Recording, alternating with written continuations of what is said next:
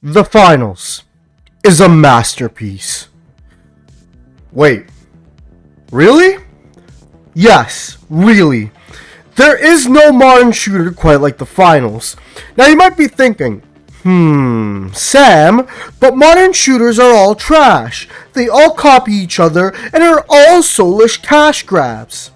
Well, fellow viewer, fear not.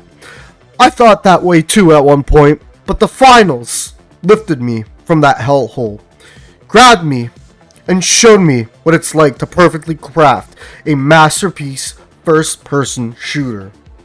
Thanks to Embark Studios, the team behind The Finals, and a team that is ran by a former DICE CEO responsible for, you guessed it, Battlefield.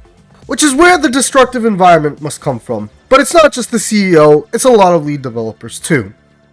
So what makes The Finals The Finals? Well, gameplay-wise, The Finals is amazing. Back to my original point that the destructive environment of The Finals really proves that Battlefield devs worked on it. And I'm not gonna lie, lots of the game modes in The Finals are fun. Lots of the guns in The Finals are fun. This is a fun, modern, first-person shooter that doesn't feel like a cash grab. Insane. And get this, this game is fucking free. Yes, it's fucking free. Imagine spending $90 on a modern Call of Duty, all for you to have a fraction of the fun you can have on 1 second of playing The Finals. A game that's free. But let me go over the actual modes of The Finals. The Finals comes with amazing modes, like Cash Out. Cash Out is like the main mode of the game. It's where 3 teams of 3 compete to deliver cash outs to their selective stations, and defend them till they bank it. Bank it is where multiple cash boxes spawn all over the map. You have to open them, and then when you open them, splurge, out comes the money. You have to then deposit them, and you can kill people and, take their money too. Terminal Attack is like this mode's Search and Destroy. Yes, COD fanboys, there is Search and Destroy on this game, don't worry. You can go back to drinking mommy's milk in peace. So yeah, it's a Search and Destroy mode. It's essentially like a 5v5, first to a certain amount, wins. You have to essentially encrypt a key at certain objectives.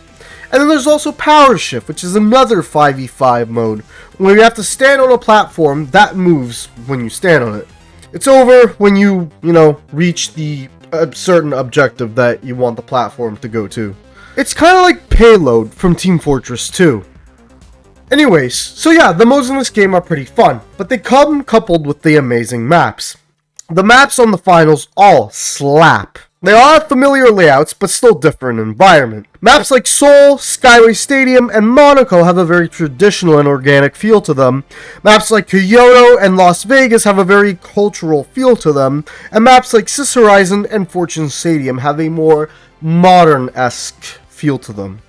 The guns in The Finals are also pretty sick. And while there are some guns that feel stupidly OP, like the flamethrower, dual pistols, you can, honestly speaking, do well with any gun, and the game is pretty balanced, I'm not gonna lie. My favorites include the FAMAS, the V9S, and yeah, I guess the flamethrower, even though it is a little funky. You also gotta look at the visuals of the game. In terms of visuals, the game is very visually pleasing. It's not silly like Fortnite, but it's not serious like Call of Duty. It's a perfect blend of both worlds. The lore of the game makes it take place in a virtual reality, which not only leads to cool-ass visuals, like dying into 1,000,000 coins and the world spawning in as you reboot, but it also justifies some of the more bizarre skins, appearances, and features of the game as a part of the virtual world, where you can customize your character. Not Nicki Minaj on Call of Duty because we need to satisfy the Call of Duty porn fan base. But yeah, the game looks amazing. The graphics are amazing, the lighting is amazing, and overall, the arenas are all unique and blend into the universe perfectly. To go along with the visuals, the OST of the game is pretty sick too. The Finals OST has a unique retro synthwave 80s style to it, which fits in with the game, and fits in with the revival of the 80s culture. on the internet. In fact, I'm going to leave a link in the description where you can vibe to the OST. And while the gameplay is amazing, while the maps are amazing, while the modes are amazing, while the guns are amazing, while the visuals are amazing, while even the OST is amazing, possibly the greatest thing about the finals is the fact that it's a modern shooter done well.